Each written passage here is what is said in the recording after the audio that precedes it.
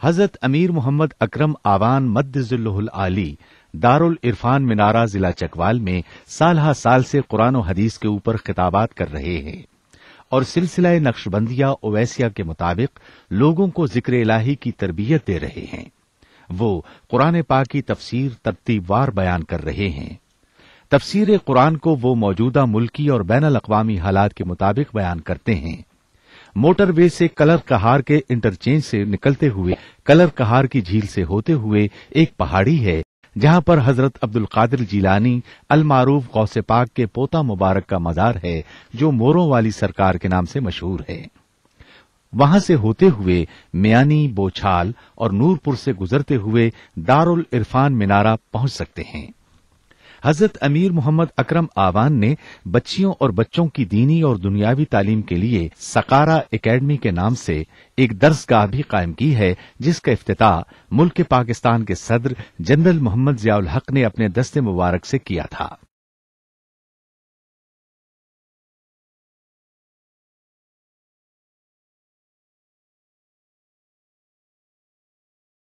وسلام علی عبادہ الذین اصطفیٰ، اما بعد فاعوذ باللہ من الشیطان الرجیم، بسم اللہ الرحمن الرحیم۔ لقد کان لکم فی رسول اللہ اسوۃ حسنہ، اللہم سبحانک لا علم لنا الا ما علمتنا انک انت العلیم الحکیم، رب اشرح لی صدری ویسر لی امری واحلل عقدۃ من لسانی یفقہوا قولی، رب زدنی علما۔ مولا یا صلی وسلم دائما ابدا علی حبیبک من زانت بہ السرور۔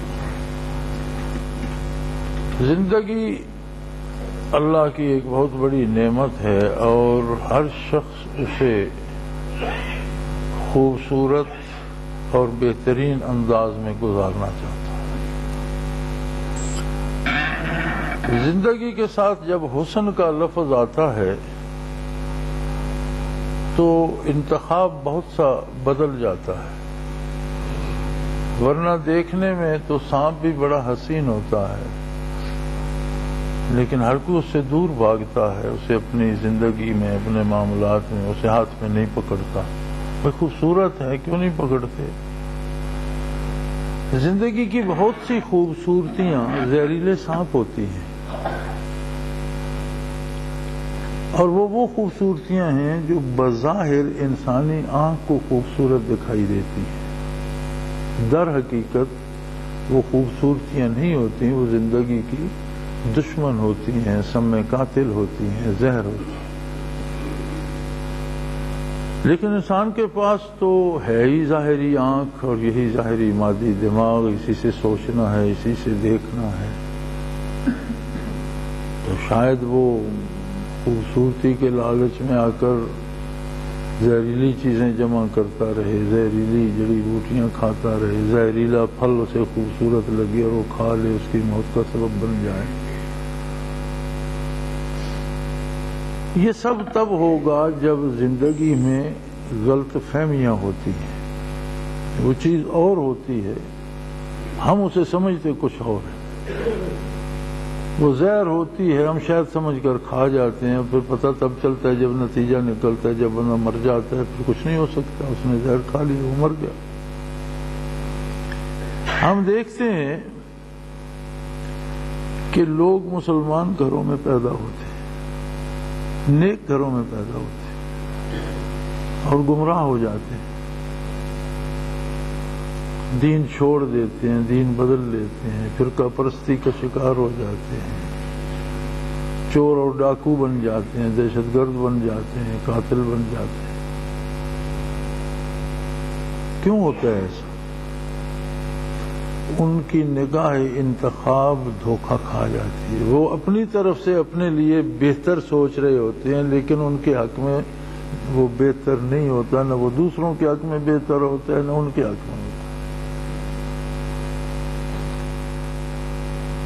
تو جس مالک الملک نے دنیا میں اتنی بھول بھلیاں بنا دی ہیں کہ ایک چمکدار خوبصورت جانور ہے لیکن ہے تو سانپ، ہاتھ لگاؤ ڈس لیا تو مر جاؤ گے، وہ بلا ایسا تو نہیں کہ بندے کو آوارہ چھوڑ دے ان مصیبتوں میں اور اسے بتائے بھی نہیں، اسے سمجھائے بھی نہیں کہ کون سی چیز واقعی خوبصورت ہے اور کون سی چیز جو ہے اس کے حسن کے پیچھے زہر چھپی ہوئی ہے۔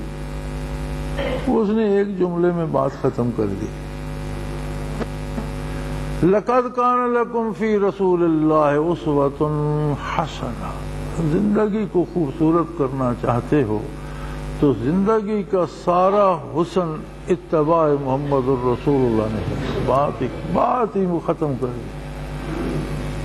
پانی کہاں سے پیو، روزی کیسے کماؤ، دوستی کس سے کرو، دشمنی کی حدود کیا ہیں، اخلاق و عادات کیسے ہونے چاہیے، میل ملاقات کس طرح سے ہونا چاہیے، کون سا کام کرنا چاہیے، کون سا نہیں کرنا چاہیے، تجارت کیسے کرنی ہے، سیاست کیسے کرنی ہے، کاشتکاری کیسے کرنی ہے، مزدوری کیسے کرنی ہے۔ کوئی گلہ بان ہے تو وہ طیبہ کے گلہ بان کو دیکھ سکتا ہے، کوئی مزدور ہے تو وہ مسجد نبوی کے پتھر ڈھونے والے مزدور صلی اللہ علیہ وسلم کو دیکھ سکتا ہے۔ کسی کو ثالثی کرنی پڑ گئی ہے تو بیت اللہ شریف میں حجر اسود نصب کرانے والے کو دیکھ سکتا ہے۔ کسی کو لینا دینا کاروبار تجارت ہے تو وہ حضرت خدیجہ الکبریٰ رضی اللہ عنہا کے قافلوں کے تجارتی قافلوں کے امیر کے نقش کف پاک کو دیکھ سکتا ہے۔ کوئی کثیر العیال ہے تو وہ طیبہ کے کثیر العیال صلی اللہ علیہ وسلم کو دیکھ سکتا ہے، جس کے 10-11 خاندان سسرالیوں کے تھے، اسی طرح ننہال کے تھے، اسی طرح ددیال کے تھے، اسی طرح دادا کی طرف سے قریش کے کتنے خاندان تھے، بہت سی رشتہ داریاں، بہت سی ذمہ داریاں، بہت سے لوگوں کے ساتھ تعلقات۔ کسی پر امامت کا بوجھ ہے تو مسجد نبوی کے امام کو دیکھ سکتا ہے، خطابت کا بوجھ ہے تو خطیب مدینہ منورہ کو، سیادت کا بوجھ ہے تو امیر المومنین اول اللہ کے رسول اور شہنشاہ کائنات کو مدینہ کی سلطنت کا امیر دیکھ سکتا ہے۔ زندگی کا کوئی شعبہ ایسا نہیں ہے جہاں نقش کف پائے محمد الرسول اللہ موجود نہ ہو۔ یہ ایک مختصر سے جملے میں اللہ رب العزت نے بچے پالنے والا اسے دیکھ سکتا ہے جس نے کائنات کے یتیموں اور غریبوں کو پالا۔ یوں تو رحمت تو ساری کائنات پر ہے، لیکن جسمانی اور مادی طور پر بھی کتنے یتیم کاشان نبوی میں پلے، کتنے مساکین کاشان نبوی میں پلے۔ زندگی کے ہر شعبے میں یہ بھی معجزہ ہے آقا نامدار صلی اللہ علیہ وسلم کا کہ زندگی کے ہر شعبے میں نقش کف پائے رسول موجود ہے اور سورج سے زیادہ روشن۔ 14 صدیوں میں مشرکین نے، کفار نے، ان کے بڑے بڑے فلاسفروں نے ہزاروں بھول بھلیاں ڈالنے کی کوشش کی اور ہزاروں تہیں گرد کی جمانے کی کوشش کی اور ہزاروں جھوٹ لیپنے کی کوشش کی، لیکن وہ ایسی روشنی ہے نقش کف پائے رسول کی کہ ہر چیز کا جگر پھاڑ کر سامنے آ جاتی ہے، کوئی دیکھنا چاہے تو۔ اگر کوئی اپنی آنکھیں بند نہ کرے تو دنیا کا کوئی نظام اسے چھپا نہیں سکتا۔ فرمایا زندگی کا بہترین مصرف اسوہ حسنہ، آپ کی پیروی میں سارے حسن مقید کر دیا گیا ہے، جو کام حضور کی سنت کے خلاف ہوگا اس میں حسن نہیں ہو سکتا۔ ایک بڑی مزے کی بات ہے کہ بدعت کے ساتھ علماء ایک لفظ استعمال کرتے ہیں، یہ بدعت حسنہ ہے۔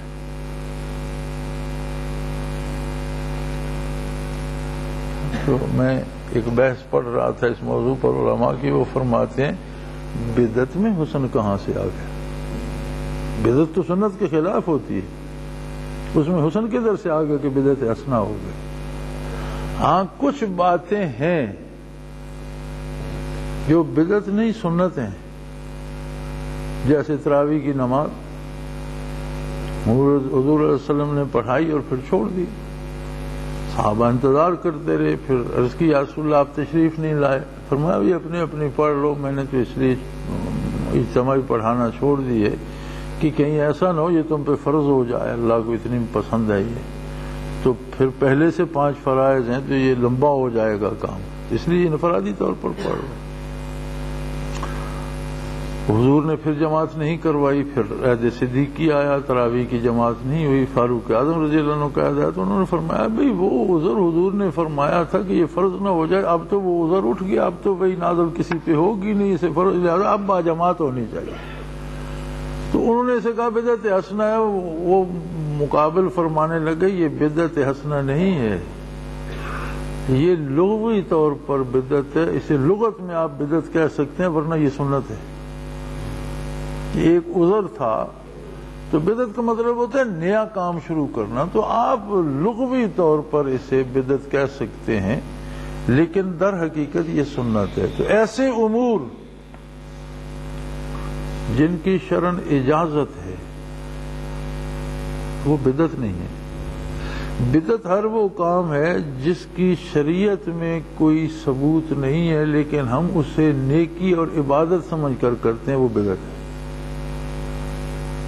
ورنہ تو بہت سی چیزیں ہیں، کھانے پینے کی، استعمال کی، سفر کی، کاروبار کے بہت سے ایسے انداز ہیں جو اس وقت نہیں تھے آج ہیں، لیکن ان کی کوئی ممانعت نہیں ہے۔ اب ہم پہلے پیدل یا گھوڑے اونٹ پہ سفر ہو، اب آپ جہاز پہ کرتے ہیں، لیکن اگر آپ اسی جہاز پر سفر کرنے کو ثواب سمجھ لیں تو بدعت ہو جائے گی۔ زندگی کی ضرورت سمجھیں، اسے دین کا حصہ نہ بنائیں تو کچھ نہیں۔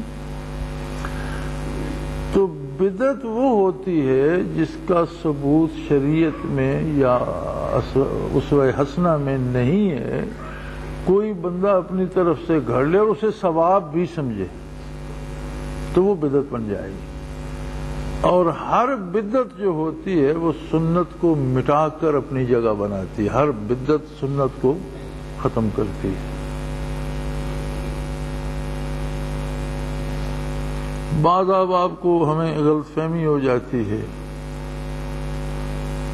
اب ہم ساری عمر ہم بھی سنتے رہے اور 14 صدیاں پہلے بھی ہوتی رہی، اذان اللہ اکبر سے شروع ہوتی تھی، لا الہ الا اللہ پہ ختم ہو جاتی۔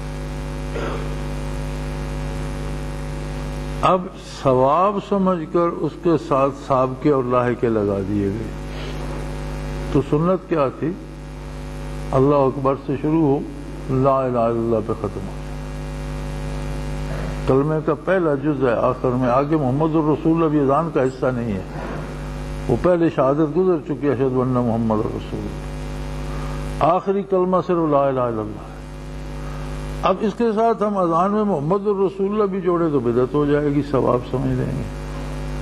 اور جو سابقے لائے کہ ہم نے جوڑے ہیں اور سمجھتے ہیں کہ یہ اسے ہم صرف ثواب نہیں سمجھتے بلکہ سمجھتے ہیں کہ جو یہ نہیں جوڑتا اس کی اذان تو نامکمل ہے، وہ تو صحیح بندہ ہی نہیں، وہ تو وہابی ہو گیا،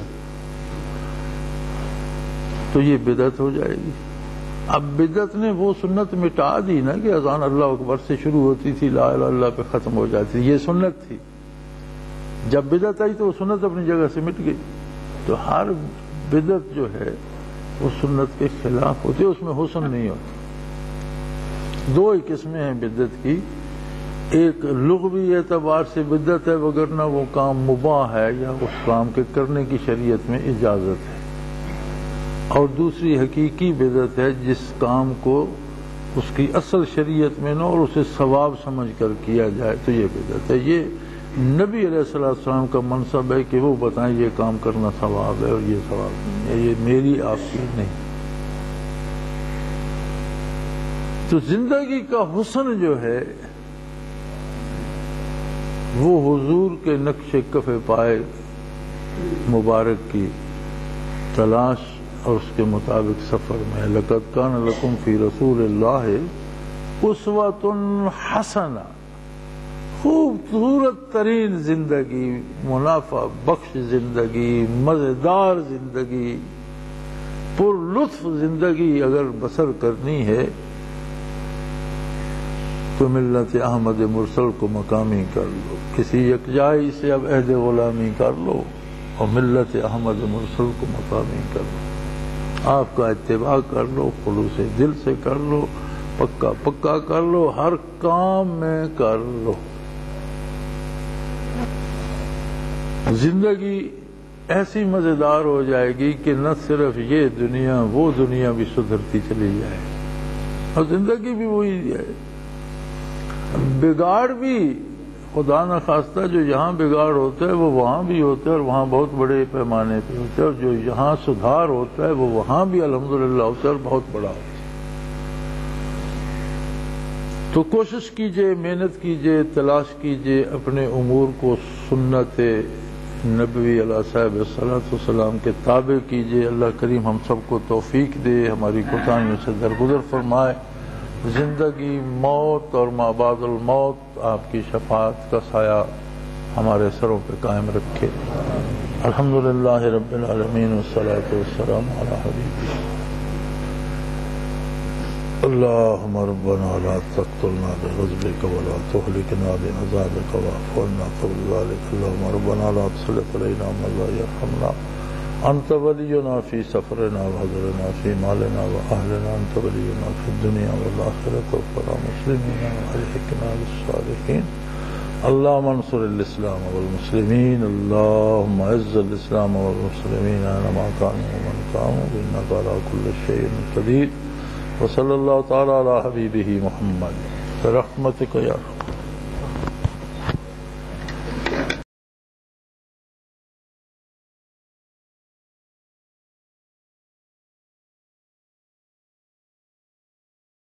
وہ تمام احباب جو اسلام کی طلب رکھتے ہیں ان سے گزارش ہے کہ دارالعرفان منارہ ضلع چکوال میں امیر محمد اکرم آوان صاحب کے خطابات سے مستفید ہوں۔ وہ ہر جمعے کو نماز سے پہلے بیان فرماتے ہیں۔ ہر ماہ کی پہلی اتوار کو ماہانہ اجتماع ہوتا ہے جس میں آپ خصوصی خطاب فرماتے ہیں اور پاکستان کے چاروں صوبوں سے احباب اس اجتماع میں شرکت کرتے ہیں۔